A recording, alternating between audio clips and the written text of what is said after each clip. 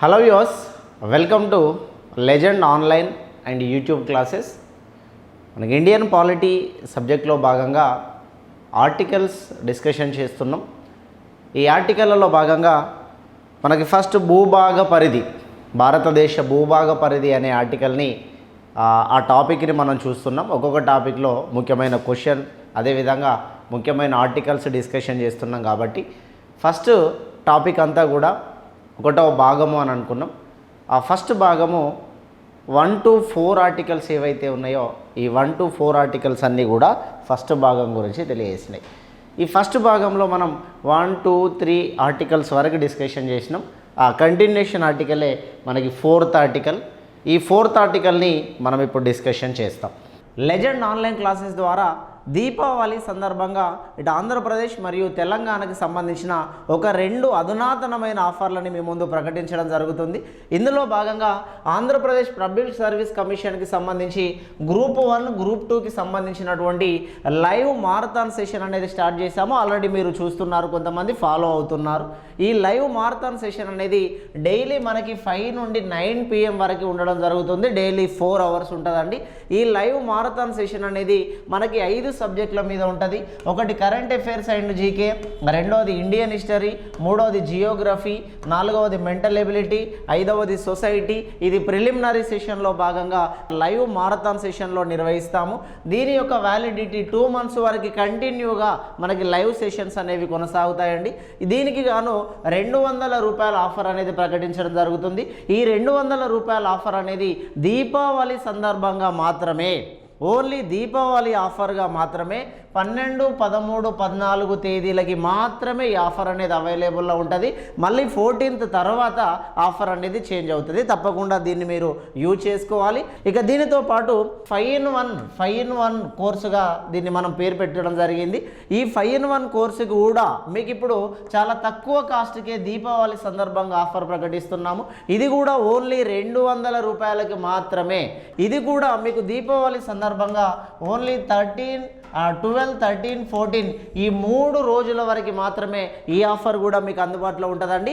ఈ 5-in-1 సెషన్లో భాగంగా ఓన్లీ దీపావళి ఆఫర్ కాబట్టి 12, 13, 14 వరకే ఉంటుంది. 14 తర్వాత మళ్ళీ ఈ కాస్ట్ కూడా చేంజ్ అవ్వడం అనేది జరుగుతుంది. దీని యొక్క వ్యాలిడిటీ 6 months అండి. దీని యొక్క వ్యాలిడిటీ 6 నెలలు మీకు ఉంటుంది. సార్ 5-in-1 అంటే ఏంటి సార్ అంటే, మనకి తెలంగాణకి సంబంధించిన గ్రూప్ 2, గ్రూప్ 3 ఆల్ పేపర్స్ మనకి రికార్డింగ్ అనేది ఉంటుందండి.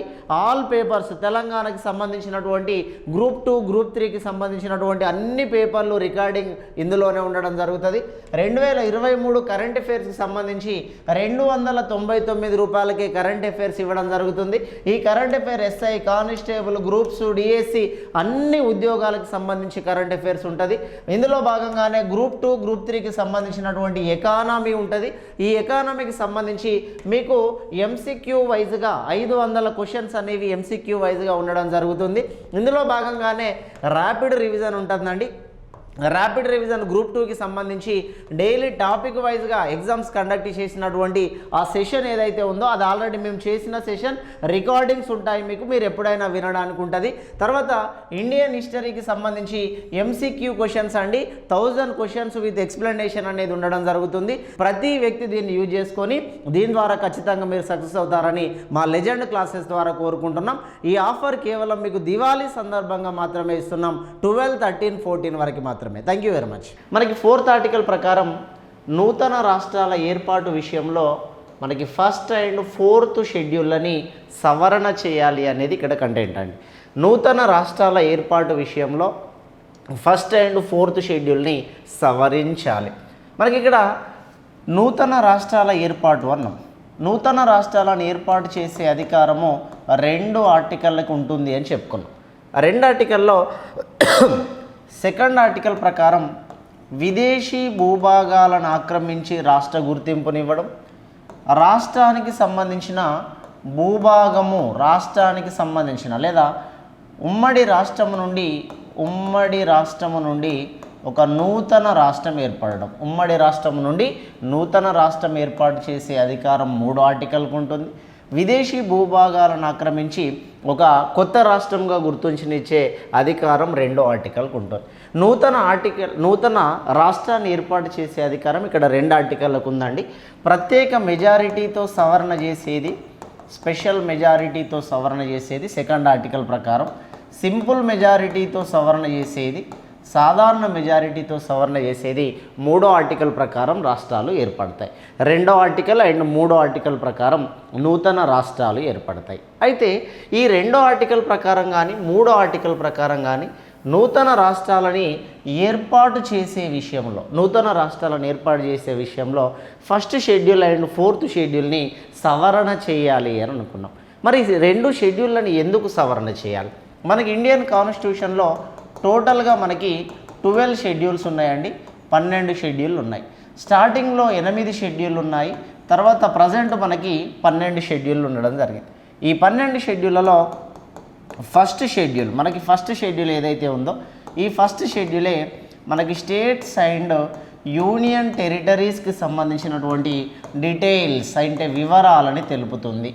రాష్ట్రాలు కేంద్రపాలిత ప్రాంతాలకి సంబంధించిన వివరాలని తెలియజేసే ఆర్టికల్ ఏంటండి అని అంటే షెడ్యూల్ ఏంటండి అంటే ఫస్ట్ షెడ్యూల్ చెప్తుంది. ఇందులో ఈ ఫస్ట్ షెడ్యూల్ని ఎందుకు సవరణ చేయాలంటున్నామంటే ఎన్ని రాష్ట్రాలు ఉన్నాయి, ఎన్ని కేంద్రపాలిత ప్రాంతాలు ఉన్నాయి, ఆ ప్రాంతాల యొక్క విస్తీర్ణం ఏంటి, ఆ ప్రాంతాలకు సంబంధించిన జనాభా ఏంటి అంతా కూడా ఫస్ట్ షెడ్యూల్లో ఎంటర్ చేసుకోవాల్సి ఉంటుంది. ఈ ఫస్ట్ షెడ్యూల్లో ఎంటర్ చేసుకోవాలంటే మనకి కొత్త రాష్ట్రం ఏర్పడితే ఆ కొత్త రాష్ట్ర వివరాలు దేశం మొత్తానికి అర్థం కావాలి కదా. కొత్త రాష్ట్ర వివరాలు దేశం మొత్తానికి అర్థం అవ్వడం కోసమని ఫస్ట్ షెడ్యూల్ ఏదైతే ఉందో దీనిని సవరణ చేయాలి. దీనిని సవరణ చేసి కొత్త రాష్ట్రాన్ని ఇందులో ఇంక్లూడ్ చేయాలి, లేదా కొత్త కేంద్రపాలిత ప్రాంతాన్ని ఇందులో ఇంక్లూడ్ చేయాలి. ఫర్ ఎగ్జాంపుల్ మనకి 2019 జమ్మూ కాశ్మీర్ విభజన చట్టం ప్రకారం 2019 జమ్మూ కాశ్మీర్ విభజన చట్టం ప్రకారం జమ్మూ కాశ్మీర్ అండ్ లడఖ్ అనేటువంటి రెండు కేంద్రపాలిత ప్రాంతాలని మనం ఏర్పాటు చేసుకున్నాం. జమ్మూ కాశ్మీర్ అనే లడఖ్ అనే కేంద్రపాలిత ప్రాంతాలను ఏర్పాటు చేసి ఆ కేంద్రపాలిత ప్రాంతాల కోసం ఫస్ట్ షెడ్యూల్ని సవరించాం. ఈ షెడ్యూల్ల సవరణ అనేదానికి మనం సింపుల్ మెజారిటీతో ఈ రాష్ట్రాలకు సంబంధించినటువంటి డీటెయిల్స్ కోసం సింపుల్ మెజారిటీతో సవరణ చేసి ఈ సింపుల్ మెజారిటీ ప్రకారమే జమ్మూ కాశ్మీర్ లడఖ్ కేంద్రపాలిత ప్రాంతంగా చేసినామని దేశం మొత్తానికి పూర్తి వివరాలు అందించడం కోసమని మనకి ఫస్ట్ షెడ్యూల్ని సవరణ చేయడం జరిగింది. ఇలానే ఏ రాష్ట్రం ఏర్పడినా, ఏ కేంద్రపాలిత ప్రాంతం ఏర్పడినా ఫస్ట్ షెడ్యూల్ని తప్పకుండా సవరణ చేయాలి. ఫస్ట్ షెడ్యూల్తో పాటు ఫోర్త్ షెడ్యూల్ని కూడా సవరణ చేయాలి. ఇప్పుడు జమ్మూ కాశ్మీర్ రాష్ట్రమా కేంద్రపాలిత ప్రాంతమా అనేది ఆ డీటెయిల్స్ ఇక్కడ ఉంటుంది. రాష్ట్ర హోదా నుండి కేంద్రపాలిత ప్రాంత హోదా ఎప్పుడు ఇచ్చాము అనేది ఇక్కడ డీటెయిల్స్ ఉంటుంది. ఈ కేంద్రపాలిత ప్రాంత హోదా ఇవ్వడానికి గల కారణాలు ఏంటి అనేది మనం పొలిటికల్ రీజన్స్ అన్నీ కూడా డిస్కషన్ చేసాం. ఇది ఫస్ట్ షెడ్యూల్కి సంబంధించింది. ఇక తర్వాత ఫోర్త్ షెడ్యూల్ ఏదైతే ఉందో ఈ ఫోర్త్ షెడ్యూల్ని సవరణ చేయడం అంటే చేయడం విషయం డిస్కషన్ చేద్దాం. ఫోర్త్ షెడ్యూల్ ఏం చెప్తుందండి? ఇండియన్ కాన్స్టిట్యూషన్లో ఫోర్త్ షెడ్యూల్, 4వ షెడ్యూల్ అనేది డీటెయిల్స్ ఆఫ్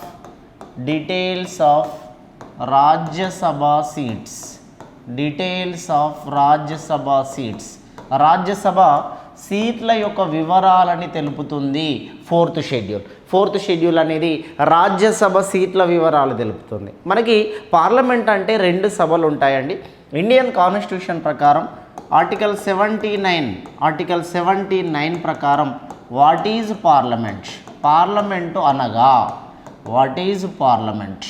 పార్లమెంటు అనగా ఏంటి అనేది క్వశ్చన్. మనకి లేటెస్ట్గా తెలంగాణలో జరిగినటువంటి పోలీస్ డిపార్ట్మెంట్ మెయిన్స్ ఎగ్జామ్లో అడిగిన క్వశ్చన్ అండి ఇది.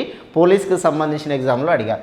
పార్లమెంట్ అనగా అర్థం ఏంటి అని అంటే మనకి ఇక్కడ పార్లమెంట్ అనగా రాజ్యసభ, లోక్సభ అండ్ ప్రెసిడెంట్, రాజ్యసభ, లోక్సభ, రాష్ట్రపతి ఈ ముగ్గురిని కలిపితేనే పార్లమెంట్ అని చెప్తాం. ఇక్కడ రాజ్యసభ, లోక్సభ, రాష్ట్రపతి 2 సభలలో సభ్యుడు కాదు, కానీ రాష్ట్రపతి ఆయన integral part of the parliament అంటాం. పార్లమెంటులో పార్లమెంటులో అంతర్భాగము. రాష్ట్రపతి లోక్సభలో సభ్యుడు కాదు, రాష్ట్రపతి రాజ్యసభలో సభ్యుడు కాదు. అయినప్పటికీ రాష్ట్రపతిని పార్లమెంటులో అంతర్భాగంగా చెబుతాం. రాష్ట్రపతిని కూడా కలుపుకుంటేనే పార్లమెంట్ అని చెప్తాం. లోక్సభ, రాజ్యసభ మరియు రాష్ట్రపతిని కూడా మనం ముగ్గురిని కలుపుకొని ఈ దేశం పార్లమెంట్ అని చెప్తాం. మరి రాష్ట్రపతి పార్లమెంటులో సభ్యుడు కాదు కదా సార్. పార్లమెంటులో అంతర్భాగం అని ఎందుకు అంటున్నాం? పార్లమెంటులో అంతర్భాగం అని ఎందుకు అంటున్నాం? ఫర్ ఎగ్జాంపుల్ చూద్దాం. రాష్ట్రపతి రాజ్యసభలో 12 మందిని నామినేట్ చేస్తాడు. రాజ్యసభలో ఈయన 12 మందిని నామినేట్ చేస్తాడంటే రాజ్యసభ మీద కూడా అధికారం కలిగి ఉంటాడు. ప్రీవియస్లో రాష్ట్రపతి లోక్సభకి 2 ఆంగ్లో ఇండియన్లను నియమించేది. లోక్సభకి 2 ఆంగ్లో ఇండియన్లను నియమించే ఆ విధానం ఏదైతే ఉందో 2020 సంవత్సరంలో 104 రాజ్యాంగ సవరణ చట్టము ప్రకారం దానిని తొలగించడం జరిగింది, ఆంగ్లో ఇండియన్లను నియమించే విధానం. అదేవిధంగా 2 సభలని ఏర్పాటు చేస్తాడు, సెషన్స్ సమావేశాలను ఏర్పాటు చేస్తాడు. సమావేశాలని పోస్ట్ పోన్ చేస్తాడు, వాయిదా వేస్తాడు. సమావేశాలని మనకి రద్దు చేస్తాడు, క్యాన్సల్ చేసే అధికారం కూడా రాష్ట్రపతికి ఉంది. సమావేశాలను ఏర్పాటు చేస్తాడు, సమావేశాలని వాయిదా వేస్తాడు, సమావేశాలని రద్దు చేస్తాడు, సమావేశాలని లాంగ్ టర్మ్ పోస్ట్ పోన్మెంట్ దీర్ఘకాలిక వాయిదా వేస్తాడు. దీనినే మనం ప్రొరోగ్ అనే పేరుతో పిలుస్తాం. ప్రొరోగ్ అంటే దీర్ఘకాలిక వాయిదా అనే పేరుతో మనం పిలవడం జరుగుతుంది. అందుకోసమే రాష్ట్రపతి ఒక బిల్లుని చట్టంగా మారుస్తాడండి. రాష్ట్రపతి ఒక బిల్లుని చట్టంగా మారుస్తాడు. 2 సభల్లో ఆమోదం పొందినటువంటి ఏ బిల్లు అయినా ఫైనల్గా రాష్ట్రపతి వద్దకి రావాల్సిందే. రాష్ట్రపతి సైన్ చేస్తేనే ఆ బిల్లు అనేది చట్టముగా మారడానికి ఛాన్స్ ఉంటుంది. అంటే ఓవరాల్గా మనం రాష్ట్రపతిని పార్లమెంటులో అంతర్భాగం అని ఎందుకు అంటున్నాం సార్ అంటే 2 సభల మీద కూడా ఆయన అధికారం కలిగి ఉంటాడు కాబట్టి రాష్ట్రపతిని పార్లమెంటులో అంతర్భాగము అని చెప్పడం జరుగుతుంది. మరి పార్లమెంటులో అంతర్భాగం కాబట్టి మనకి రాజ్యసభ అనేది పార్లమెంటులో ఒక భాగము కాబట్టి, పార్లమెంటులో రాజ్యసభ కూడా ఒక భాగమే కాబట్టి రాజ్యసభ సీట్ల వివరాలు ఏవైతే ఉన్నాయో ఆ సీట్ల వివరాలని 4th షెడ్యూల్ మనకి చెప్పింది. రాజ్యసభ సీట్ల వివరాలని 4th షెడ్యూల్ చెప్పింది. రైట్, రాజ్యసభ గురించి చూద్దాం. రాజ్యసభ గురించి ఇండియన్ కాన్స్టిట్యూషన్లో ఆర్టికల్ 80 అనే article composition of the Rajya Sabha యొక్క నిర్మాణము గురించి తెలియజేస్తుంది. రాజ్యసభ యొక్క నిర్మాణము గురించి తెలియజేస్తుంది. రాజ్యసభ నిర్మాణం, రాజ్యసభని ఎగువ సభ అంటాము, రాజ్యసభని పెద్దల సభ అంటాము, రాజ్యసభని శాశ్వత సభ అంటాము, ఇదే రాజ్యసభని నిరంతర సభ అని అంటాము, ఇదే రాజ్యసభని ప్రభువుల సభ అని అంటాము, రాజ్యసభని రాష్ట్రాల ప్రాతినిధ్యం వహించే సభ అని, రాష్ట్రాల సభ అని చెప్పేసి అనేక రకాల పేర్లతో రాజ్యసభను పిలుస్తాం. రాజ్యసభకి సంబంధించినటువంటి కంపోజిషన్ ఏదైతే ఉందో, రాజ్యసభ యొక్క నిర్మాణం ఏదైతే ఉందో 80 ఆర్టికల్ ప్రకారం మనం డిస్కషన్ చేద్దాం. రాజ్యసభలో మనకి టోటల్ మెంబర్స్, రాజ్యసభలో మొత్తం సభ్యుల సంఖ్య 245. మొత్తం సభ్యుల సంఖ్య ప్రజెంట్ ఉన్నటువంటి వాళ్ళ సంఖ్య 245. ప్రజెంట్ ఉన్నటువంటి వాళ్ళ సంఖ్య 245 మంది ప్రజెంట్ ఉన్నాం. రాజ్యసభలో మొత్తం సభ్యుల సంఖ్య ఎంత మించకూడదు సార్ అంటే 250కి మించకూడదు. Not more than 250. 250కి మించకూడదు. ఆ లోపు ఎంతైనా ఉండవచ్చు.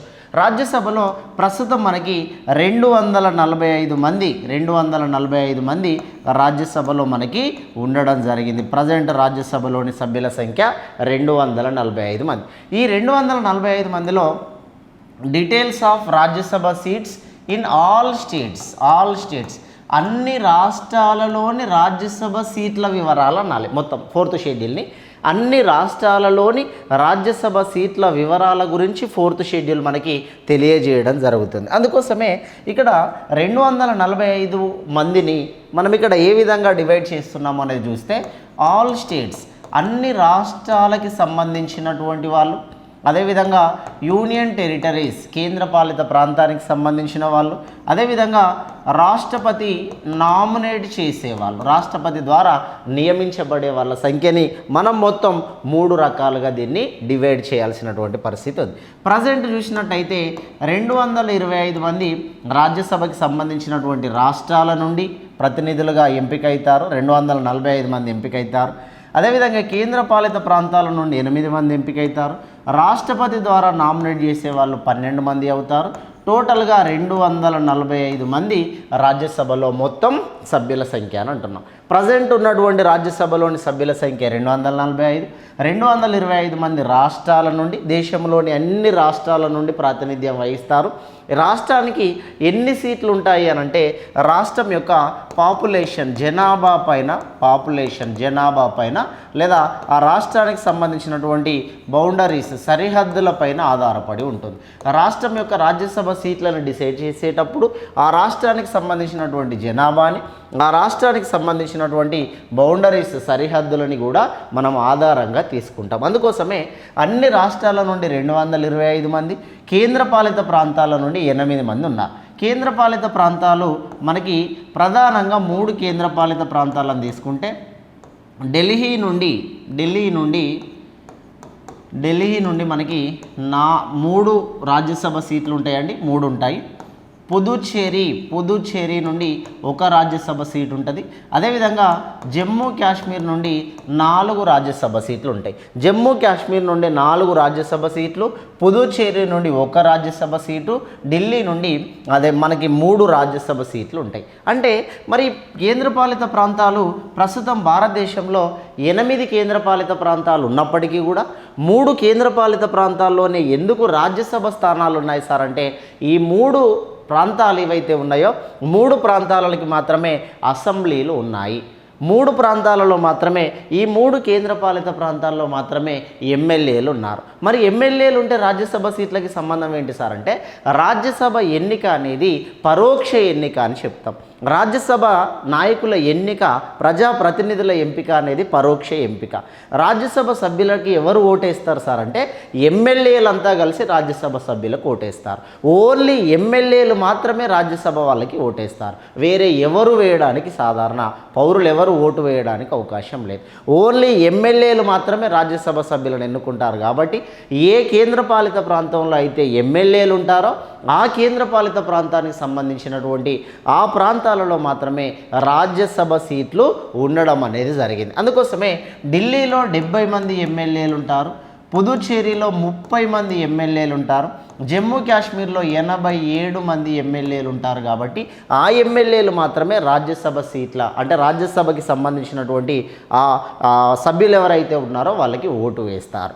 రైట్, ఇది 225 అనేది మనం ఎప్పుడు తీసుకుంటున్నామండి అని అంటే ఈ క్యాలిక్యులేషన్ అంతా జమ్మూ కాశ్మీర్ కేంద్రపాలిత ప్రాంతం అయినప్పుడు. మరి జమ్మూ కాశ్మీర్కి ముందేంటి సార్, బిఫోర్ 2019 జమ్మూ కాశ్మీర్కి ముందు ఈ విభజన ఎట్లా ఉండేది సార్ అంటే ఈ 225 అనేటువంటి ప్లేస్లో 229 ఉండేది.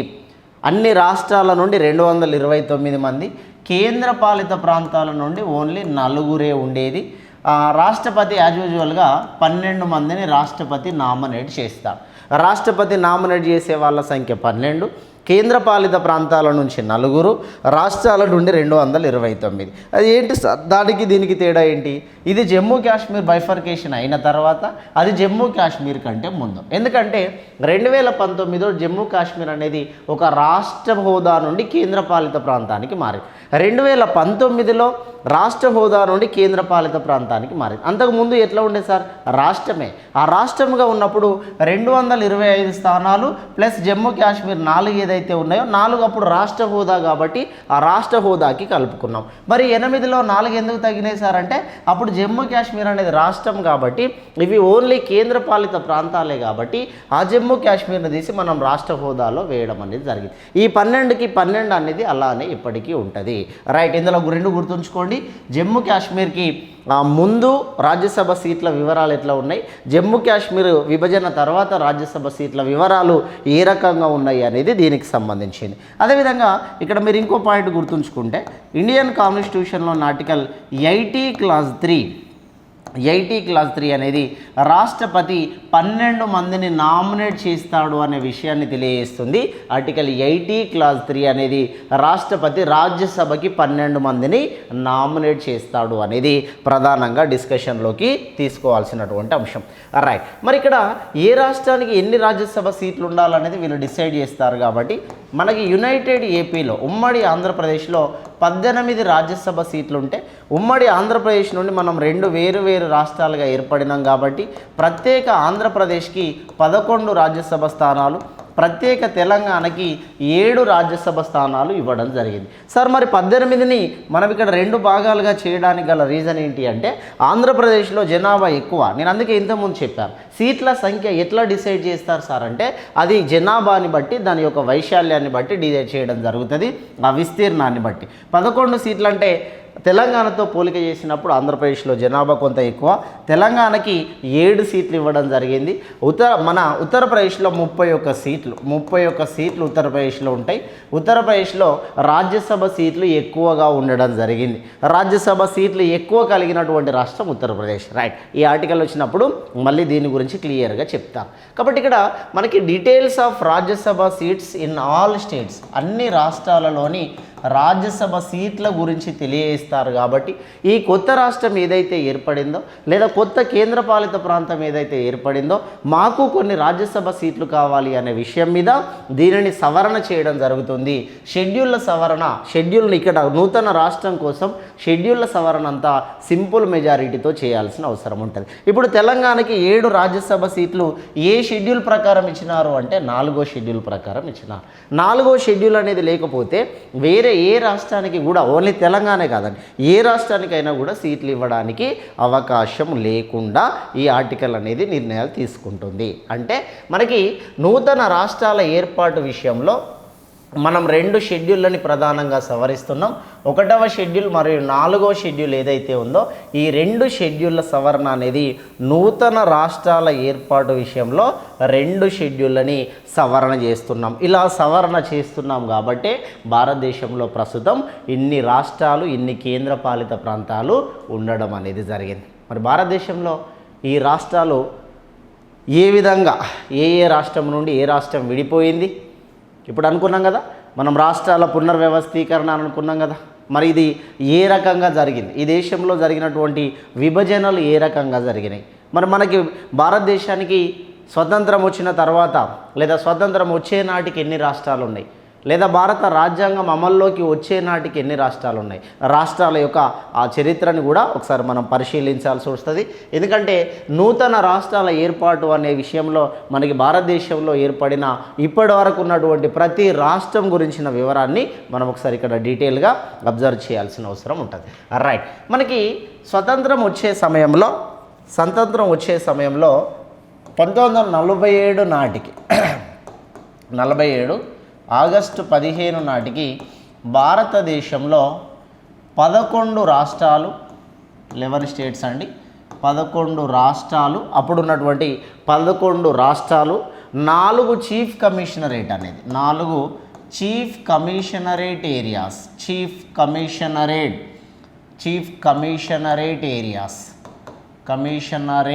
ఏరియాస్ ముఖ్య పట్టణాలు అనేది. చీఫ్ కమిషనరేట్ ఏరియాస్ అంటే ముఖ్య పట్టణాలు అని చెప్పేసి ఒక 4 పట్టణాలని ముఖ్య పట్టణాలు అని, 11 రాష్ట్రాలు 1947 భారతదేశానికి స్వతంత్రం వచ్చే నాటికి భారతదేశంలో 11 రాష్ట్రాలు 4 కేంద్రపాలిత ప్రాంతాలు అనద్దు, 4 మనకి ముఖ్యమైనటువంటి పట్టణాలుగా ఒక 4 పట్టణాలను డివైడ్ చేయడం జరిగింది.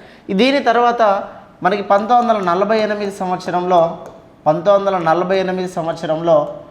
సుమన్ కుమార్ తార్, ఎస్కే తార్ అంటామండి, 1948 సంవత్సరంలో ఎస్కే తార్ కమిటీ అనేది వేయడం జరిగింది. ఈ ఎస్కే తార్, సుమన్ కుమార్ తార్, ఈ సుమన్ కుమార్ తారే మనకి అలహాబాద్ హైకోర్టుకి జడ్జి, న్యాయమూర్తిగా చేసినటువంటి వ్యక్తి. సుమన్ కుమార్ తార్ అనేటువంటి పర్సన్ అలహాబాద్ హైకోర్టుకి న్యాయమూర్తిగా చేసిన వ్యక్తి. ఈ సుమన్ కుమార్ తార్ అనేటువంటి పర్సన్ ఆధ్వర్యంలో ఇక్కడ ఒక కమిటీని వేశారు. ఈ కమిటీ ఎందుకు వేయాల్సి వచ్చింది సార్ అంటే దీనిని భాషా ప్రయుక్త రాష్ట్రాల కమిటీ అని అంటాం. భాషా ప్రయుక్త రాష్ట్రాలంటే ఒక భాష మాట్లాడే వాళ్ళందరికీ ఒక రాష్ట్రాన్ని ఏర్పాటు చేయండి అనేటువంటి ఉద్దేశం మీద ఈ కమిటీని తీసుకొచ్చారు. ఈ కమిటీలో ఇద్దరు సభ్యులు ఉన్నారండి. ఇది కమిటీలో ఇద్దరు సభ్యులు ఉన్నారు. ఎస్కే తార్ కమిటీలో ఇద్దరు సభ్యులు మనకి ఉండడం జరిగింది. పన్నాలాల్ జగత్ నారాయణ్ లాల్ అని జగత్ నారాయణ్ లాల్ అని ఇద్దరు సభ్యులు ఉన్నారు మనకి. పన్నాలాల్ జగత్ నారాయణ్ లాల్ అనేటువంటి ఇద్దరు సభ్యులు ఎస్కే తార్ కమిటీలో మెంబర్స్గా ఉన్నారు. వీళ్ళు 1948లో ఎస్కే తార్ కమిటీని నియమిస్తే ఎస్కే తార్ కమిటీ ఇచ్చిన రిపోర్టు ప్రకారం భాషా ప్రయుక్త రాష్ట్రాల ఏర్పాటుని మేము వ్యతిరేకిస్తున్నాము అని ఎస్కే తార్ చెప్పింది. ఓన్లీ భాష ప్రాతిపదికన రాష్ట్రాన్ని ఏర్పాటు చేస్తే డెవలప్మెంట్ అనేది సాధ్యం కాదు. రాష్ట్రాన్ని ఏర్పాటు చేయాలంటే ఆర్థిక వనరులు ఉండాలి, పరిపాలనా సామర్థ్యం ఉండాలి, వీటిని ఆధారంగా తీసుకొని రాష్ట్రం ఇవ్వాలి. కానీ ఓన్లీ భాషని ప్రాతిపదికగా తీసుకొని రాష్ట్రాన్ని ఇవ్వడాన్ని మేము వ్యతిరేకిస్తున్నాము అని చెప్పేసి మనకి ఎస్కే తార్ కమిటీ చెప్పింది. ఇక తర్వాత 1948 అదే సంవత్సరంలో 1948 డిసెంబర్ నెలలో జేవీపీ కమిటీని వేస్తారు. JVP committee Jawaharlal Nehru, Vallabhbhai Patel, Pattabhi Sitaramayya Shastri. జవహర్లాల్ నెహ్రూ, వల్లాభాయ్ పటేల్, పట్టాభి సీతారామయ్య శాస్త్రి. ఈ పట్టాభి సీతారామయ్య శాస్త్రి ఎవరైతే ఉన్నారో ఈయనే ఆంధ్ర బ్యాంకు వ్యవస్థాపకుడు అండి. పట్టాభి సీతారామయ్య శాస్త్రి అనేటువంటి పేరుతో మనమైనని పిలవడం జరిగింది. అయితే జవహర్లాల్ నెహ్రూ, సర్దార్ వల్లభాయ్ పటేల్, పట్టాభి సీతారామయ్య శాస్త్రి ఆధ్వర్యంలో జేవీపీ కమిటీని వేశారు. ఈ జేవీపీ కమిటీ కూడా ఏం చెప్పింది ఫైనల్గా, మేము కూడా భాషా ప్రయుక్త రాష్ట్రాలని వ్యతిరేకిస్తున్నాము, ఓన్లీ భాషని ఆధారంగా తీసుకొని ఎలా రాష్ట్రాన్ని ఇస్తారో అనేటువంటి ఉద్దేశం మీద వీళ్ళు కూడా భాషా ప్రయుక్త రాష్ట్రాలని వ్యతిరేకించడం అనేది జరిగింది. ఇక్కడ వరకు ఇది సెకండ్ స్టేజ్. అంటే భాషా ప్రయుక్త రాష్ట్రాల కోసం నియమించినది ఎస్కే తార్ కమిటీ, భాషా ప్రయుక్త రాష్ట్రాలపైన నియమించినది జేవీపీ కమిటీ. ఈ రెండు కమిటీలు నియమించిన తర్వాత ఇక మళ్ళీ భారతదేశంలో జరిగినటువంటి సంఘటనలు చూసినట్టయితే 1948 వరకు చూసుకున్నాం. ఇక తర్వాత 1950 సంవత్సరం జనవరి 26న భారతదేశాన్ని గణతంత్ర దేశంగా మార్చుకున్నాం. రాజ్యాంగం అమల్లోకి వచ్చింది. 1950 జనవరి 26న భారతదేశానికి రాజ్యాంగం అమల్లోకి వచ్చింది. ఈ 1950 జనవరి 26 నాటికి భారతదేశంలో 29 రాష్ట్రాలు ఉన్నాయి. 29 రాష్ట్రాలు ఉన్నాయి. There is no union territories, కేంద్ర పాలిత ప్రాంతాలు అనేవి లేవు.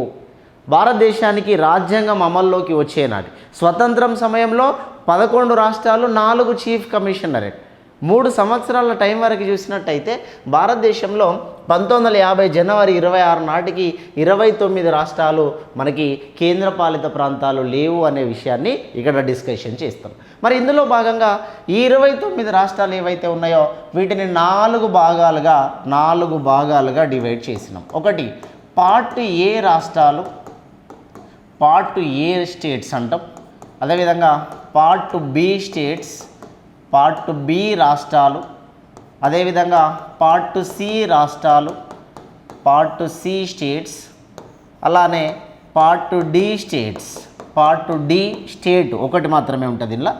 మొత్తం మనకి 1950 జనవరి 26 నాటికి భారతదేశంలో 29 రాష్ట్రాలని 4 భాగాలుగా విభజించినాం. పార్ట్ ఏ, బి, సి అనేటువంటి డి అనేటువంటి 4 భాగాలుగా డిసైడ్ చేశాం. ఇందులో భాగంగా first one British ruling areas, British పాలిత ప్రాంతాలు అని ఒక 9 రాష్ట్రాలని బ్రిటిష్ పాలిత ప్రాంతాలు అని పిలిచినాం. అప్పుడు సార్ స్వతంత్రం వచ్చింది కదా, స్వతంత్రం వచ్చి 3 సంవత్సరాలు అయింది కదా 1950 అంటే, మళ్ళీ బ్రిటిష్ పాలిత ప్రాంతాలు ఏంటి విభజన చేసుకున్నారు సింప్లిఫికేషన్ కోసం. ఎందుకంటే ఈ ప్రాంతాలు పూర్తిగా బ్రిటిష్ వాళ్ళ కంట్రోలింగ్లో అప్పుడు పనిచేసేవి. మనం వీటిని బైఫర్కేషన్ కోసం అని మనం విభజించుకుంటున్నాం. ఓకే, ఈ విభజించే సందర్భంలో దీనికి ఒక పేరు పెట్టినాం, అదే బ్రిటిష్ పాలిత ప్రాంతాలు. మరి బ్రిటిష్ పాలిత ప్రాంతాలు 9 ప్రాంతాలు ఉన్నాయి. Part C, part B. Part బిలో అసెంబ్లీని కలిగిన, శాసనసభని కలిగిన, అసెంబ్లీ అంటే శాసనసభ, శాసనసభల్ని కలిగిన మనకి వాటిని ఏమనాలి, ప్రిన్సిపల్ స్టేట్స్, రాజసంస్థానాలు శాసనసభల్ని కలిగిన, ప్రత్యేక శాసనసభల్ని కలిగిన రాజసంస్థానాలు 9 రాజసంస్థానాలు, అంటే 9 రాష్ట్రాలుగా ఆ రాజసంస్థానాలన్నిటినీ డివైడ్ చేయడం జరిగింది. ఇక తర్వాత చీఫ్ కమిషనరేట్ ప్రాంతాలని, చీఫ్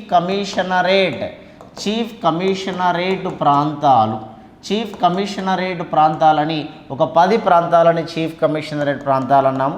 అదేవిధంగా డి అంటే అండమాన్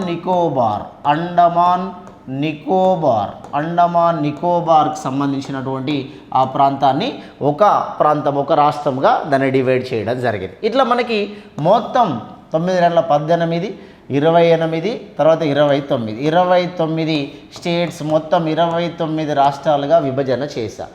ఈ 29 రాష్ట్రాలుగా విభజన చేయడానికి part A, B, C, D అనే అటువంటి 4 పార్టులుగా భారతదేశం మొత్తాన్ని 4 పార్టులుగా విభజించి ఈ 4 పార్టులు కలిసి మనకి 29 రాష్ట్రాలు మరియు కేంద్రపాలిత ప్రాంతాలు లేవు అనే అటువంటి విషయం మీద మనకి ఈ విభజన అనేది చేసినారు. ఈ విభజన చేస్తే ఈ పార్ట్ బి అనేది ఏదైతే ఉందో ఈ పార్ట్ బిని మనకి 7వ రాజ్యాంగ సవరణ చట్టము 7th కాన్స్టిట్యూషనల్ అమెండ్మెంట్ యాక్ట్ 1956లో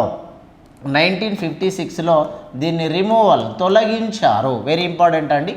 7వ రాజ్యాంగ సవరణ ఏదైతే ఉందో ఈ 7వ రాజ్యాంగ సవరణ ప్రకారం రాజసంస్థానాలు అనేటువంటి పాయింట్ని మనం రాజ్యాంగం నుండి తొలగించినాం. 7వ రాజ్యాంగ సవరణ ప్రకారం మనకి పార్ట్ బిని తొలగించడం జరిగింది. ఈ పార్ట్ బికి సంబంధించినటువంటి అంశమే మనకి భారత రాజ్యాంగంలో 7వ భాగములో ఉంటుంది. 7వ భాగములోనే రాజసంస్థానాలు ఉంటాయి కాబట్టి 7వ రాజ్యాంగ సవరణ ప్రకారం 7వ భాగాన్ని తొలగించినాం. 7వ రాజ్యాంగ సవరణ ప్రకారం పార్ట్ బి రాష్ట్రాలు ఏవైతే ఉన్నాయో ఆ పార్ట్ బి రాష్ట్రాలను తొలగించినాం. ఇప్పుడు నేను చెప్పే ఈ క్యాలిక్యులేషన్ 1950, కానీ తొలగించిందంతా కూడా 1956లో పూర్తిగా తొలగించడం అనేది జరిగింది. ఇక్కడ వరకు 1950 జనవరి 26 వరకు ఉన్నటువంటి ఈ బైఫర్కేషన్ని మాట్లాడుకున్నాం. ఇక దీని తర్వాత 1952లో ప్రత్యేక ఆంధ్ర రాష్ట్రం కోసం ఉద్యమాలు జరుగుతున్న సందర్భం. ప్రత్యేక ఆంధ్ర రాష్ట్రం కోసం 1952లో ఆగస్టు 15వ తేదీన గొల్లపూడి సీతారామయ్య శాస్త్రి ఈ గొల్లపూడి సీతారామయ్య శాస్త్రి ఆంధ్ర రాష్ట్రం కోసం మొదటిసారిగా ఆమరణ నిరాహార దీక్ష ప్రారంభించారు. 1952 ఆగస్టు 15వ తేదీన గొల్లపూడి సీతారామయ్య శాస్త్రి ఆంధ్ర రాష్ట్రం కోసం మొదటిసారిగా మనకి ఆమరణ నిరాహార దీక్ష ప్రారంభించాడు. ఈ ప్రారంభించిన నిరాహార దీక్ష 35 రోజులకి కొనసాగినాక ఆ 35వ రోజు ఈ గొల్లపూడి సీతారామయ్య శాస్త్రి యొక్క దీక్ష విరమించుకోకపోతే దేశమంతా ఇలానే దీక్షలు చేస్తారని చెప్పేసి అప్పుడు 1952లో జవహర్లాల్ నెహ్రూ ప్రభుత్వం ఆలోచన చేసి మరి ఎవరిని పంపిస్తే గొల్లపూడి సీతారామయ్య శాస్త్రి వింటాడు అనేది వాళ్ళు ఆలోచన చేసుకొని గొల్లపూడి సీతారామయ్య శాస్త్రి అత్యంత ఇష్టంగా ప్రేమించి గౌరవించి ఫాలో అయ్యేటువంటి పర్సనే మనకి ఆచార్య వినోబా భావే అంటాం. ఆ ఆచార్య వినోబా భావే ఈ ఆచార్య వినోబా భావేని గొల్లపూడి సీతారామయ్య శాస్త్రి దగ్గరికి పంపిస్తారు జవహర్లాల్ నెహ్రూ ప్రభుత్వం. అప్పుడు గొల్లపూడి సీతారామయ్య శాస్త్రి దగ్గరికి ఆచార్య వినోబా భావే వచ్చి నేను కేంద్ర ప్రభుత్వంతో మాట్లాడినాను, ఈ వీలైనంత తొందరగా మనకు ఆంధ్ర రాష్ట్రం అనేది ఏర్పాటు చేస్తారు, మీరు ఈ ఉద్యమాన్ని ఆపండి అని చెప్పేసి ఆయనకి ఇక్కడ ఈ ఉద్యమంలో నుండి కొంత వెసులుబాటు కల్పించడానికి, ఎందుకంటే ఒక నిరాహార దీక్ష అంటే ఫర్ ఎగ్జాంపుల్ మనకి కేసీఆర్ ఆమరణ నిరాహార దీక్ష స్టార్ట్ చేస్తే రాష్ట్రం అంతా కదిలి వచ్చినట్టుగా గొల్లపూడి సీతారామయ్య శాస్త్రి నిరాహార దీక్ష చేస్తే అనేక సంఘాలు అనేక పార్టీలు ఆయనకి మద్దతు తెలియజేసి మొత్తం రోడ్లని బ్లాక్ చేయడం, వెహికల్ని బ్లాక్ చేయడం, కొంత తగులబెట్టడం, మనుషుల మధ్య ఉధృతమైనటువంటి వాతావరణాన్ని క్రియేట్ చేస్తే ఆచార్య వినోబా భావే వచ్చి ఆయనని శాంతింపజేయడం కోసమని నిమ్మరసం ఇచ్చినాడు, దీక్ష ఆపేసేయమని చెప్పినాడు. అప్పుడు ఆయన కాంప్రమైజ్ అయ్యాడు గొల్లపూడి సీతారామయ్య శాస్త్రి. ఎందుకంటే ఆచార్య వినోబా భావే అనేటువంటి వ్యక్తి గాంధీజీ మార్గంలో నడిచేటువంటి గొప్ప వ్యక్తి, మంచి ఆదర్శప్రాయుడు అని చెప్పేసి ఆ వినోబా భావే చెప్పినట్టుగా గొల్లపూడి సీతారామయ్య శాస్త్రి విన్నాడు. వినోబా భావే గురించి ఒక పాయింట్ చెప్పుకుందాం. ఆచార్య వినోబా భావే మనకి 1951 సంవత్సరంలో భూదానోద్యమం అనేది మనకి ప్రారంభించినాడు. అందుకే ఆచార్య వినోబా భావేని భూదానోద్యమ పితామహుడు అంటాం. ఏప్రిల్ 18న భూదానోద్యమాన్ని ప్రారంభించాడు. ఈ భూదానోద్యమాన్ని మనకి ఇప్పుడు ప్రజెంట్ అయితే యాదాద్రి భువనగిరికి సంబంధించినటువంటి ఆ ప్రాంతం పోచంపల్లి అనే ప్రాంతం ఉంటుందండి. పోచంపల్లి అది పూర్వం నల్గొండ జిల్లాకు సంబంధించింది ఉండే, ఇప్పుడు యాదాద్రి భువనగిరి జిల్లాకి తీసుకున్నాం. ఈ యాదాద్రి భువనగిరి జిల్లా బైఫర్కేషన్లో భాగంగా వచ్చింది. భూదానోద్యమం అనేది ఏ ప్రాంతంలో ప్రారంభించబడింది అని అంటే పోచంపల్లి ప్రాంతంలో భూదానోద్యమం ప్రారంభించింది. ఈ భూదానోద్యమం యొక్క ప్రధాన ఉద్దేశం ఏంటి, ఈ భూదానోద్యమానికి సంబంధించినటువంటి ప్రధాన ఉద్దేశం ఏంటి అనేది చూసినట్టయితే ఆ నిరుపేద కుటుంబాలు ఎవరైతే ఉంటారో ఆ నిరుపేద కుటుంబాలకి ప్రతి వ్యక్తికి 1 ఎకరా భూమిని ఇవ్వాలి. నిరుపేద కుటుంబాలకి మరియు ముఖ్యంగా దళితులకి, నిరుపేదలు మరియు దళితులకి కుటుంబానికి 1 ఎకరం ఇవ్వాలి అనేటువంటి ఉద్దేశం మీద భూదానోద్యమాన్ని ప్రారంభించారు. ఆ భూదానోద్యమంలో భాగంగా మొదటిసారిగా వెదిరి రామచంద్రారెడ్డి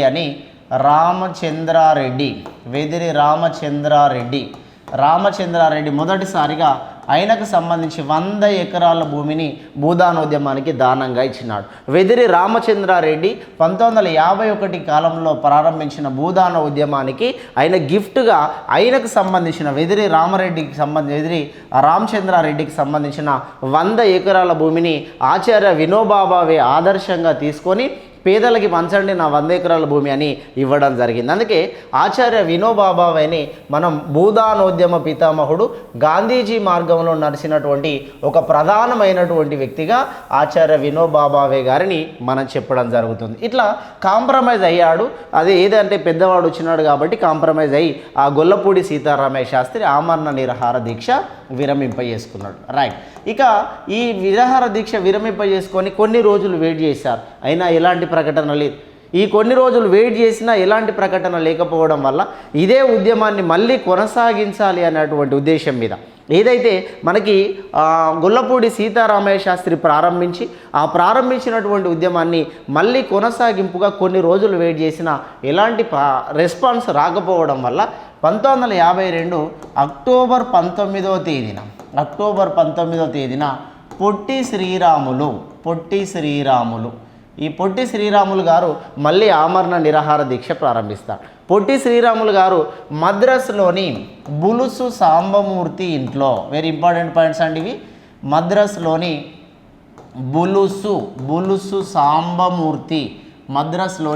బులుసు సాంబమూర్తి ఇంట్లో ఆమరణ నిరాహార దీక్ష ప్రారంభించాడు పొట్టి శ్రీరాములు గారు. ఈ పొట్టి శ్రీరాములు గారు ఆమరణ నిరాహార దీక్ష ప్రారంభిస్తే మళ్ళీ అనేక పార్టీలు, తర్వాత సంఘాలు, మహిళా సంఘాలు వీళ్ళంతా కూడా ఆయనకి మద్దతు తెలియజేస్తూ ఉద్యమాన్ని చాలా ఉధృతంగా తీసుకెళ్లేటువంటి పరిస్థితి ఉన్నది. పొట్టి శ్రీరాములు గారు నిరాహార దీక్ష చేస్తూ ఉండగానే 1952 సంవత్సరము డిసెంబర్ 15వ తేదీన పొట్టి శ్రీరాములు గారు మరణించడం జరిగింది. ఆమరణ నిరాహార దీక్ష చేస్తూ ఉండగానే విపరీతమైన మద్దతు వస్తే ఆయన ఒక ఆమరణ నిరాహార దీక్షలో ఉండగానే ఇంత ఫాలోయింగ్ సంపాదించుకుంటే ఇక ఆయన మరణించిన తర్వాత కత్తులు పట్టుకొని రోడ్ల మీదకి వచ్చి మొత్తం ఆఫీసులన్నిటినీ తగలబెట్టేసేయాలని, వెహికల్ అన్నిటినీ పగలగొట్టడం, వాటి అద్దాలు పగలగొట్టడం, ఆఫీసుల మీద దాడి చేయడం అంతా కూడా రాష్ట్రమంతా అట్టుడికే పరిస్థితి వచ్చిన తర్వాత ఈ సందర్భాన్ని చూసి భయపడిన జవహర్లాల్ నెహ్రూ ప్రభుత్వం ఏం చేసిందంటే 1952 సంవత్సరంలో డిసెంబర్ 19వ తేదీన ఒక 4 రోజులకే రాష్ట్రమంతా అల్లకల్లోల పరిస్థితుల రీజన్ వరకు వచ్చింది. అలాంటి పరిస్థితులు రాగానే 1952 డిసెంబర్ 19వ తేదీన జవహర్లాల్ నెహ్రూ భారతదేశ పార్లమెంటులో ఆంధ్ర రాష్ట్రాన్ని ఏర్పాటు చేయబోతున్నామని ఒక ప్రకటన జారీ చేయడం జరిగింది. ఆంధ్ర రాష్ట్రాన్ని ఏర్పాటు చేస్తాము అని చెప్పేసి ప్రకటన ఏర్పాటు చేశాడు. ఆ ప్రకటన ప్రకారమే 1953 సంవత్సరం అక్టోబర్ 1న 1953 అక్టోబర్ 1న మన భారతదేశంలో ఏర్పడినటువంటి రాష్ట్రమే ఆంధ్ర రాష్ట్రము అనాలి. ఆంధ్రప్రదేశ్ కాదు, ఆంధ్ర రాష్ట్రము ఏర్పడి. ఆంధ్ర రాష్ట్రానికి మొదటి ముఖ్యమంత్రిగా ప్రకాశం పంతులు, టంగుటూరి ప్రకాశం పంతులు. నీలం సంజీవరెడ్డి అంటే మళ్ళీ ఆంధ్రప్రదేశ్కి అవుతాడు. టంగుటూరి ప్రకాశం పంతులు గారు ఆంధ్ర రాష్ట్రానికి మొదటి ముఖ్యమంత్రిగా పనిచేయడం అనేది జరిగింది. 1953లో జరిగిన సంఘటన. ఈ 1953లో జరిగిన సంఘటన తర్వాత 1956 సంవత్సరం నవంబర్ 1న 1956 నవంబర్ 1న ఆంధ్ర రాష్ట్రం ఏర్పడింది. తర్వాత ఆంధ్రప్రదేశ్ అనేది ఏర్పడింది. ఆంధ్రప్రదేశ్ మొదటి ముఖ్యమంత్రిగా నీలం సంజీవరెడ్డి గారు ఆంధ్రప్రదేశ్ మొదటి ముఖ్యమంత్రిగా ఉండడం జరిగింది. నేను ఇక్కడ పాలిటీ వర్షన్ మాత్రమే తీసుకుంటున్నాను, ఇంకా నేను ఇన్డెప్త్గా వెళ్ళట్లేదు, ఎందుకంటే ఇదంతా మీకు హిస్టరీలో కవర్ అయ్యేటువంటి అంశం. రైట్. 1953లో మనకు ఆంధ్ర రాష్ట్రం అనేది ఏర్పడింది. ఈ ఆంధ్ర రాష్ట్రం ఏర్పడిన తర్వాత ప్రత్యేక రాష్ట్రాలకి సంబంధించినటువంటి ఒక ప్రధానమైన కమిషన్ను నియమించారు. ఇక్కడ మీకు ఫ్రేమింగ్ కోసమని నేను రెండు చెప్పిన. ఆంధ్ర రాష్ట్రం ఏర్పడింది అక్టోబర్ 1, 1953. ఆంధ్రప్రదేశ్ ఏర్పడింది 1956 నవంబర్ 1న ఆంధ్రప్రదేశ్ అనేది ఏర్పడింది. అయితే 1953 ఆంధ్ర రాష్ట్రం ఏర్పడిన తర్వాత ఈ ఆంధ్ర రాష్ట్రం లాగానే మరికొన్ని రాష్ట్రాలు ఏమైనా డిమాండ్ చేస్తే పరిస్థితి ఏంటి, అసలు మనకి దీని మీద ఒక కమిషన్ని నియమించాలి అనేటువంటి ఉద్దేశం మీద దీని మీద ఒక కమిషన్ని నియమించడం జరిగింది. ఆ నియమించిన కమిషనే 1953లో నియమించబడిన కమిషనే ఎస్ఆర్సి కమిషను. రైట్. ఒక ఆర్డర్గా గుర్తుంచుకుంటే తప్ప ఇది అర్థం కాదండి. 1953లో నియమించబడినటువంటి కమిషన్నే స్టేట్స్ రీఆర్గనైజేషన్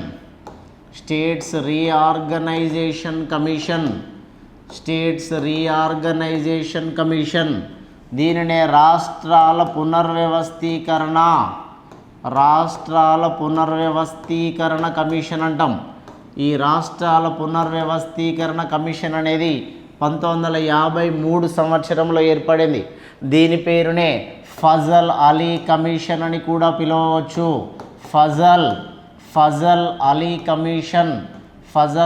కమిషన్ అనే పేరుతో కూడా దీన్ని పిలవడానికి అవకాశం ఉంటుంది. మన ఆంధ్ర రాష్ట్రం లాగానే మరికొన్ని రాష్ట్రాలు డిమాండ్ చేస్తే గొడవ పెడితే ఎలా అనేటువంటి ఉద్దేశం మీద మనకి స్టేట్స్ రీఆర్గనైజేషన్ కమిషన్ తీసుకున్నాం. దీని యొక్క అధ్యక్షుడిగా మనం ఇంతకుముందు చెప్పినట్టుగా జస్టిస్ ఫజల్ అలీ ఈయన సుప్రీంకోర్టులో జడ్జిగా చేసినటువంటి వ్యక్తి, సుప్రీంకోర్టు న్యాయమూర్తిగా చేసినటువంటి వ్యక్తి జస్టిస్ ఫజల్ అలీ. ఈ జస్టిస్ ఫజల్ అలీ అధ్యక్షతన 2 మెంబర్స్ని నియమించుకున్నాడు, 2 సభ్యులను నియమించుకున్నారు. ఆ సభ్యులలో మనకి ఇక్కడ చెప్పినట్టుగా ఆ సభ్యులలో మనకి ఫణిక్కర్ అండ్ హృదయనాథ్ కుంజురు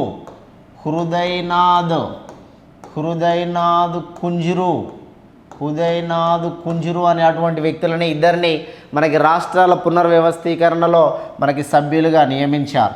తెలంగాణలో జరిగిన గ్రూప్ 1 ఎగ్జామ్లో అంటే రద్దు అయింది, కానీ ఆ రద్దు అవ్వడానికంటే ముందు జరిగినటువంటి ఎగ్జామ్లో అడిగిన క్వశ్చన్ అండి ఇది. తెలంగాణ గ్రూప్ 1లో అడిగారు, ఎస్ఆర్సి కమిషన్లోని సభ్యులు ఎవరు అని అడిగినారు. ఆ ఎస్ఆర్సి కమిషన్లో సభ్యులే ఫణిక్కర్ అండ్ హృదయనాథ్ కుంజురు అనేటువంటి 2 వ్యక్తులు ఇక్కడ ఎస్ఆర్సి కమిషన్లో సభ్యులుగా ఉన్నారు. ఈ ఎస్ఆర్సి కమిషన్ ఇచ్చినటువంటి రిపోర్ట్ అనేది 1955లో రిపోర్ట్ ఇచ్చింది. 1953లో కమిషన్ నియమిస్తే 1955లో రిపోర్ట్ ఇచ్చింది. ఈ రిపోర్టు ప్రకారం ఏం చెప్పినారు అంటే భారతదేశంలో ఉండేటువంటి ఏబిసిడి అనేటువంటి రాష్ట్రాలని రద్దు చేయాలి. ఏబిసిడి అనే ఏ పేర్లతో అయితే మనం పిలిచినామో, ఏ రాష్ట్రాలు, బి రాష్ట్రాలు, సి రాష్ట్రాలు, డి రాష్ట్రాలు ఏవైతే పిలిచినామో వాటన్నిటిని కూడా రద్దు చేయాలి అని ఫణిక్కర్ అంటే ఆయనకు సంబంధించినటువంటి సభ్యులు ఎవరైతే ఉన్నారో వీళ్ళంతా కూడా దీని మీద సర్వే చేసి వాళ్ళు దాని మీద స్టడీ చేసినాక ఒక రిపోర్ట్ ఇచ్చిన. మరి రిపోర్ట్ ఇస్తే ఈ ఏబిసిడీలను క్యాన్సిల్ చేద్దాం. మరి దేనిగా వెళ్దాం ఇక నుంచి భారతదేశాన్ని అంటే ఇక నుంచి భారతదేశాన్ని రాష్ట్రాలు అండ్ కేంద్రపాలిత ప్రాంతాలు అని మాత్రమే పిలవాలి. రాష్ట్రాలు కేంద్రపాలిత ప్రాంతాలు అని మాత్రమే పిలవాలి. రాష్ట్రాలు కేంద్రపాలిత ప్రాంతాలు అని పిలుచుకోవాలి. ఏబిసిడి అనేటువంటి స్టేటస్ని మొత్తం రద్దు చేయాలి అనేటువంటి ఉద్దేశం మీద మనకి ఎవరైతే ఈ ఎస్ఆర్సి కమిషన్కి సంబంధించినటువంటి చైర్మన్ ఉన్నాడో ఆ చైర్మన్ అధ్యక్షన ఇదంతా కూడా ఒక అబ్జర్వేషన్గా వాళ్ళు తీసుకున్నారు. వీళ్ళంతా కూడా ఈ ఆలోచన తీసుకున్న తర్వాత ఎస్ఆర్సి రిపోర్ట్ ఏదైతే ఉందో ఈ రిపోర్టుని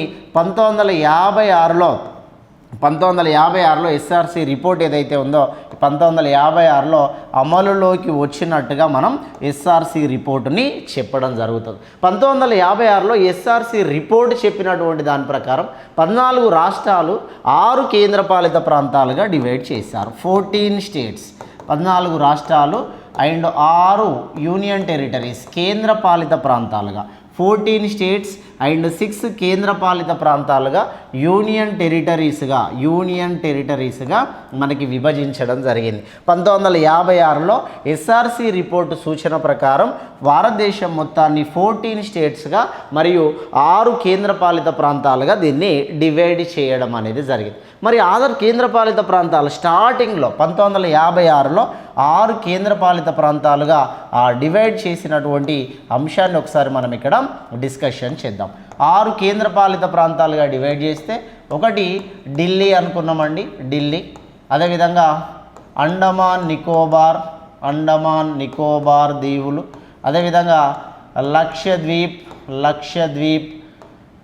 మినీకాయ్ దీప్ అనేది దీన్ని స్టార్టింగ్లో లక్షద్వీప్ ఆర్ మినీకాయ్ దీప్ అనేటువంటి పేరుతో మనం పిలిచేది. దీని తర్వాత హిమాచల్ ప్రదేశ్ కానీ త్రిపుర ఇవి మనకి ఇప్పుడు రాష్ట్రాలుగా మనం పిలుస్తున్నామండి. అంటే ఈ బైఫర్కేషన్ ఏదైతే ఉంటుందో ఈ బైఫర్కేషన్కి ముందు ఉన్నటువంటి స్టేటస్ ఇది. హిమాచల్ ప్రదేశ్ కానీ త్రిపుర కానీ మణిపూర్ ప్రాంతము ఇవి మొత్తం మనకి 6 కేంద్రపాలిత ప్రాంతాలుగా 14 రాష్ట్రాలుగా భారతదేశాన్ని విభజించడం అనేది జరిగింది. 1956లో ఎస్ఆర్సి కమిషన్ అమలులోకి వచ్చిన తర్వాత రిపోర్ట్ ప్రకారం 6 కేంద్రపాలిత ప్రాంతాల్లో ఢిల్లీ, అండమాన్ నికోబార్, లక్షద్వీప్, హిమాచల్ ప్రదేశ్, త్రిపుర, మణిపూర్. ఈ హిమాచల్ ప్రదేశ్, త్రిపుర, మణిపూర్ నెమ్మదిగా వీటిని రాష్ట్ర హోదాల కింద మనం విభజించడం అనేది జరిగింది. ఇట్లా భారతదేశంలో కొన్ని రాష్ట్రాలు ఏర్పాటైనాయి. 1956 వరకు మనకి ఏర్పడినటువంటి రాష్ట్రాలు 14 స్టేట్స్గా ఏర్పడ్డాయి. భాషా ప్రయుక్త రాష్ట్రాలుగా ఏర్పడ్డ మొదటి రాష్ట్రమే ఆంధ్రప్రదేశ్ రాష్ట్రంగా మనం ఇక్కడ చెప్పడం జరుగుతుంది. భాషా ప్రయుక్త రాష్ట్రాల ప్రకారం ఏర్పడినటువంటి మొదటి రాష్ట్రం అని ఆంధ్రప్రదేశ్ అని చెప్తాం. ఆంధ్రప్రదేశ్ 1956 నవంబర్ 1న ఆంధ్రప్రదేశ్ ఏర్పడితే ఆ నవంబర్ 1న ఆంధ్రప్రదేశ్కి ముఖ్యమంత్రి అయిన మొదటి వ్యక్తి నీలం సంజీవరెడ్డి, ఆంధ్ర రాష్ట్రానికి ముఖ్యమంత్రి అయిన మొదటి వ్యక్తి టంగుటూరి ప్రకాశం పంతులు ఎవరైతే ఉన్నారో ఆ రకంగా మనకి ఆంధ్ర రాష్ట్రము, ఆంధ్రప్రదేశ్, భారతదేశంలో 14 స్టేట్స్, అదేవిధంగా 6 కేంద్రపాలిత ప్రాంతాలు 1956 వరకు ఏర్పడడం జరిగింది. మరి భారతదేశంలో ప్రస్తుతం మనకి 28 రాష్ట్రాలు ఉన్నాయి కదా సార్. తెలంగాణ 29వ రాష్ట్రంగా ఏర్పడితే ఆ తెలంగాణ ఏర్పడిన 29వ రాష్ట్ర హోదాని జమ్మూ కాశ్మీర్ రాష్ట్రం నుండి కేంద్రపాలిత ప్రాంతంగా మారిన తర్వాత జమ్మూ కాశ్మీర్ రాష్ట్ర హోదా తగ్గిపోయింది. అంటే 29 కాస్త 28కి పడిపోయింది. ప్రస్తుతం భారతదేశంలో ఉన్న వివిధ రాష్ట్రాల ఏర్పాటు కూడా ఎట్లా జరిగింది? ఈ రాష్ట్రాల ఏర్పాటు ప్రతీది కూడా ఈ పునర్వ్యవస్థీకరణ ప్రకారమే జరిగింది. 3వ ఆర్టికల్ 2వ ఆర్టికల్ అనేది విదేశాల నుండి వచ్చినటువంటి ప్రాంతాలని రాష్ట్రాలుగా మార్చడం.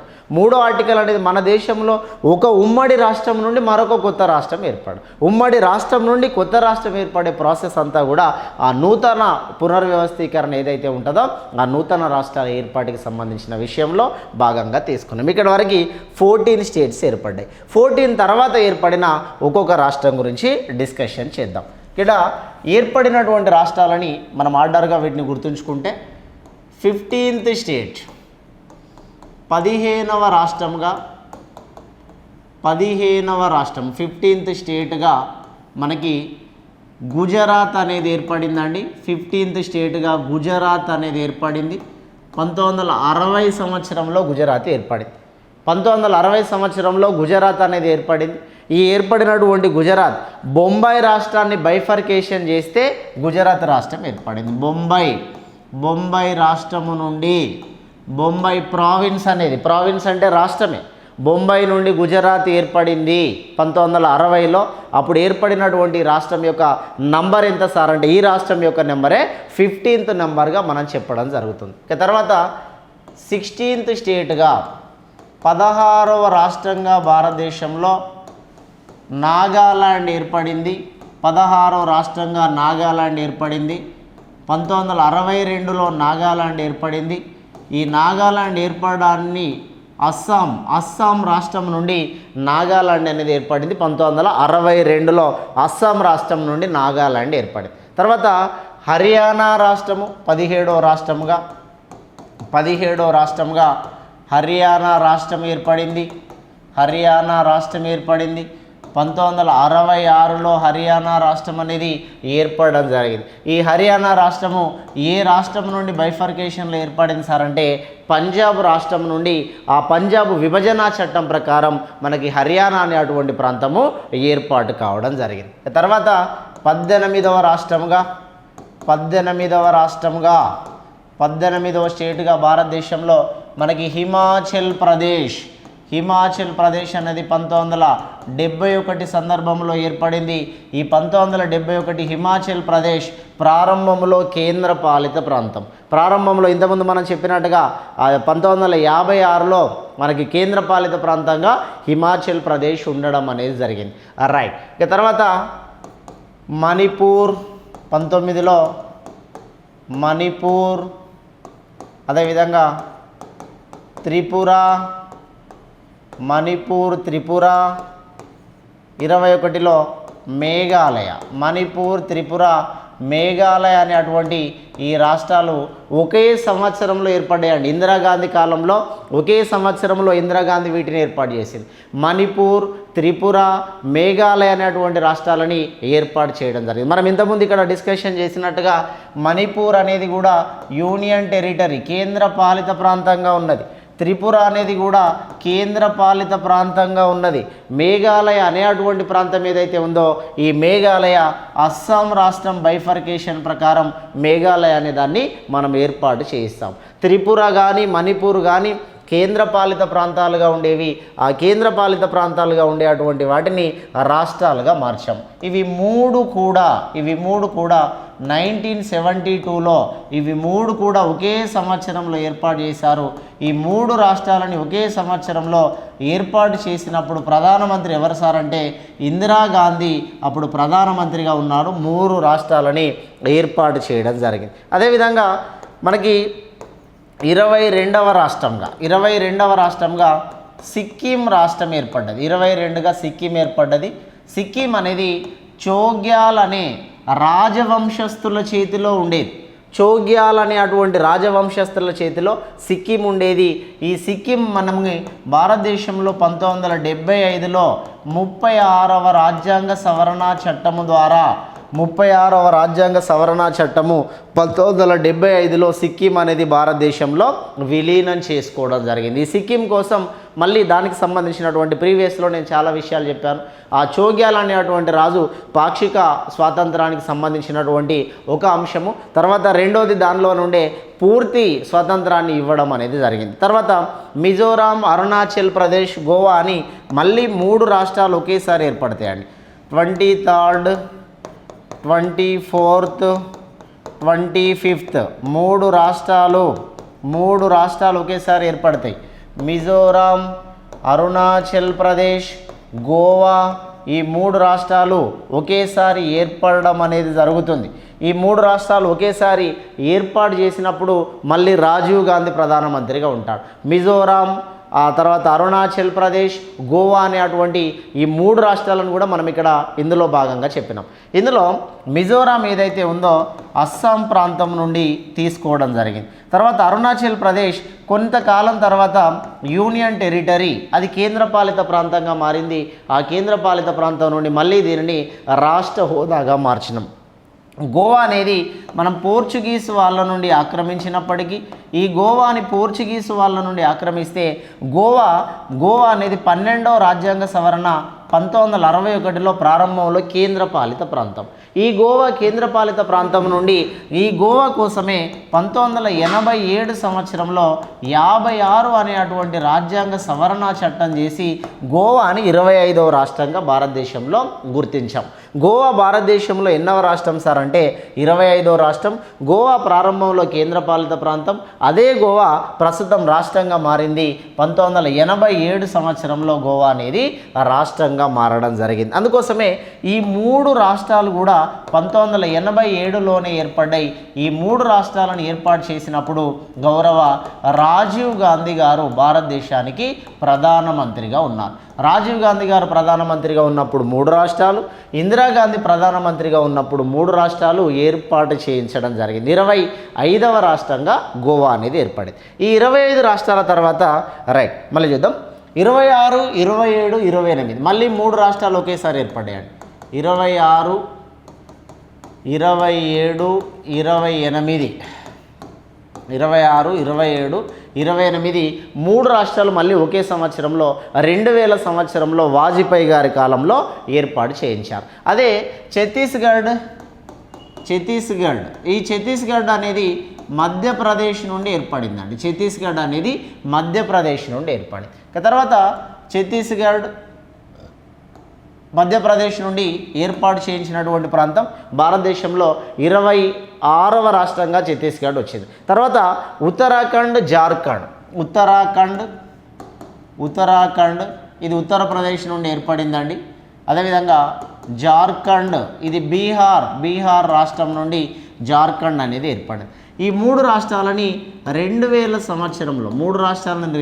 సంవత్సరంలో అప్పుడు ప్రధానమంత్రి అటల్ బిహారీ వాజ్పేయి గారు ప్రధానమంత్రిగా ఉన్నప్పుడు ఈ 3 రాష్ట్రాలని ఒకే సంవత్సరంలో ఏర్పాటు చేయించడం జరిగింది. ఇక తర్వాత ఫైనల్గా 29వ రాష్ట్రంగా తెలంగాణ అనేది 29వ రాష్ట్రంగా 2014లో ఏర్పడింది. తెలంగాణ ఆంధ్రప్రదేశ్ నుండి ప్రత్యేక తెలంగాణ అనేది ఏర్పడడం జరిగింది. అంటే భారతదేశంలో ఉన్నటువంటి రాష్ట్రాలు కొన్ని కేంద్రపాలిత ప్రాంతాలని రాష్ట్రాలుగా మార్చడం, కొన్ని రాష్ట్రాలని కేంద్రపాలిత ప్రాంతాలుగా మార్చడం. సార్ రాయడం 29 రాష్ట్రాలుగా రాసామంటే తెలంగాణ ఏర్పడే సమయానికి 29 రాష్ట్రాలు ఉన్నాయి.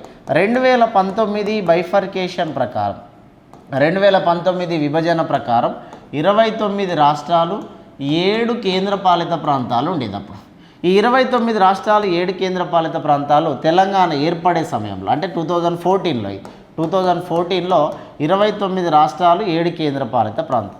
2019 మనకి జమ్మూ కాశ్మీర్ విభజన చట్టం ప్రకారం 28 రాష్ట్రాలు 9 కేంద్రపాలిత ప్రాంతాలు. ఎందుకంటే జమ్మూ కాశ్మీర్ అనే రాష్ట్ర హోదాని తగ్గించి 2 కేంద్రపాలిత ప్రాంతాలుగా జమ్మూ కాశ్మీర్ని మార్చినాం. 2 కేంద్రపాలిత ప్రాంతాలు జమ్మూ కాశ్మీర్, లడఖ్ అని 2 ప్రాంతాలుగా మారిస్తే 29లో నుండి ఒక రాష్ట్ర హోదా తగ్గి ఆ రాష్ట్రాన్ని 2 కేంద్రపాలిత ప్రాంతాలుగా విభజించినాం. కాబట్టి 28 రాష్ట్రాలు 9 కేంద్రపాలిత ప్రాంతాలు అయినాయి. అదేవిధంగా 2020 సంవత్సరంలో మనకి 28 రాష్ట్రాలు మరియు కేంద్రపాలిత ప్రాంతాల సంఖ్య 8కి తగ్గించారు. ఎందుకంటే దాద్రా నగర్ హవేలీ, డామన్ డయ్యూ అనే అటువంటి 2 కేంద్రపాలిత ప్రాంతాలను విలీనం చేసి ఒక ప్రాంతంగానే మార్చారు. దాద్రా నగర్ హవేలీ, డామన్ డయ్యూని రెండింటినీ కలిపి ఒక కేంద్రపాలిత ప్రాంతం చేశారు. అంటే 9ని కాస్త 8కి తీశారు. అందుకోసమే 28 రాష్ట్రాలు 8 కేంద్రపాలిత ప్రాంతాలు ప్రస్తుతం ఈ రోజు వరకు 28 రాష్ట్రాలు 8 కేంద్రపాలిత ప్రాంతాలు భారతదేశంలో ఉండడం అనేది జరిగింది. ఇట్లా భారతదేశానికి సంబంధించిన రాష్ట్రాలని ఆ రాష్ట్రాలలో మనం ఇంతకుముందు చెప్పుకున్నట్టుగా 15వ రాష్ట్రంగా గుజరాత్, 16వ రాష్ట్రంగా నాగాలాండ్, 17వ రాష్ట్రంగా హర్యానా, 18 హిమాచల్ ప్రదేశ్, 19 మణిపూర్, తర్వాత 20 అనేది త్రిపుర, 21 మేఘాలయ, 22 సిక్కిం, 23 మిజోరాం, 24 అరుణాచల్ ప్రదేశ్, 25 గోవా, 26 ఛత్తీస్గఢ్, 27 ఉత్తరాఖండ్, 28 జార్ఖండ్, 29 తెలంగాణ. ఈ రకంగా మనకి భారతదేశంలో రాష్ట్రాలు, కేంద్రపాలిత ప్రాంతాల ఆ ఏర్పాటు గురించి చూస్తున్నటువంటి ప్రతి వ్యక్తి ఎంత కంటెంట్ వస్తుంది అనే విషయాన్ని జాగ్రత్తగా అర్థం చేసుకొని దీన్ని లైక్ చేయండి, షేర్ చేయండి, కామెంట్ చేయండి. లెజెండ్ ఆన్లైన్ క్లాసెస్ ద్వారా వస్తున్న ప్రతి యాప్ని కూడా మీరు యూజ్ చేసుకొని మరికొంతమందికి ఫార్వర్డ్ చేయండి. Thank you very much. Thank you.